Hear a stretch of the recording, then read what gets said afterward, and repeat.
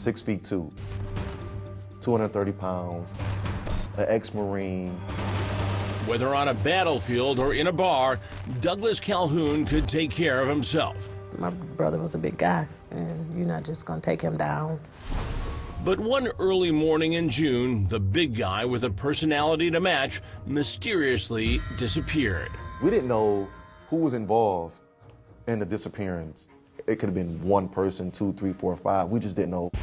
And what cops were about to uncover would leave his family outraged and in shock. It's the most senseless thing I've ever heard of. I wish we had the death penalty. I do, because I don't want to work every day to pay for him to eat. Chef Doug, sharp as the tack. When DJ Calhoun walked into a room, people took notice. Hey, I'm dripping sauce. Hey, we got one question for you. Without calling me, I'm dripping sauce. What are those? Hey, she was dripping sauce, baby. Hey. He was always the life of the party. Even if you've given something where he wasn't invited, he's there. But DJ was always invited, and for a very good reason. It was going to be some good food. Dana Phillips says her younger brother could turn any ordinary meal into something extraordinary. He's one of the guys who, if there was no salad dressing in the house or if there was no special sauce of some sort, he would make it up. After serving his country as a U.S. Marine, He was very proud to be a Marine. DJ returned home and started serving up his delicious cuisine. Before I knew it, DJ had become Chef Doug. Chef Doug's catering company was red hot. His food famous throughout Detroit and beyond. He's traveled to different states to do weddings, very beautiful settings, very beautiful tables. Chef Doug means something to him, means something to the city. So on June 1st, when Chef Doug missed a big catering gig, his sister instantly knew something was wrong. His best friend calls me and says, "You talk to your brother.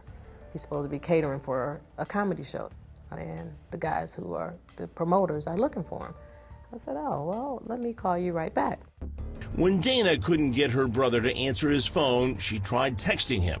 And my last text to him says, "Boy, you better call me as soon as you get this message." But for the first time ever, her messages went unanswered. No one had heard from Chef Doug since around 3:30 in the morning. And he calls his best friend and says, "Yeah, I'm home, and I'll talk to you tomorrow." That phone call followed a Thursday night on the town with his buddies.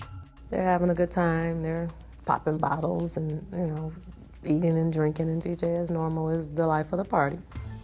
But now it was Friday night, and no one could find him. Dana went right to police.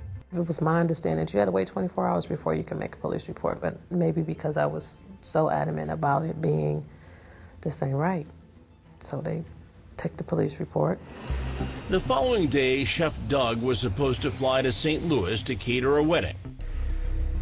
He's not at the airport. He didn't get on the plane. His cousin Camilla Henderson says that's when the family really started to panic. He doesn't miss anything because that's what he built his reputation on.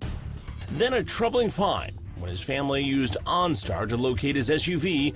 It had been abandoned in the neighborhood of Brightmoor, nowhere near his home.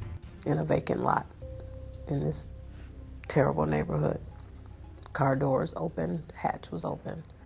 Complete strangers joined DJ's family and friends to search for the popular chef. I couldn't keep sitting on my hands. Maybe he's somewhere under a brush of trees or something. But all the searches came up empty. Then Dana's daughter made a startling discovery when she found her uncle's online passwords and accessed his bank account.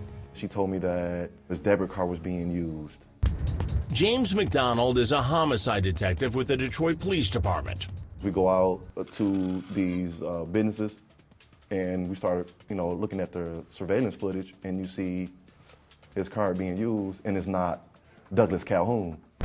His family didn't know it yet, but Detective McDonald had already uncovered a big clue in the case using the chef's cell phone records. We identified his last contact number, and we recognized that at 3, 4 o'clock in the morning, he's talking to this person, and then all of a sudden, the communication stops. Turns out the phone call DJ made to his best friend wasn't his last call of the night. That is what turned this into not a missing person, but more of a victim of a crime. Up next, a pizza delivery breaks the case wide open, I mean, this is the needle in the haystack. and Dana's grief turns to outrage.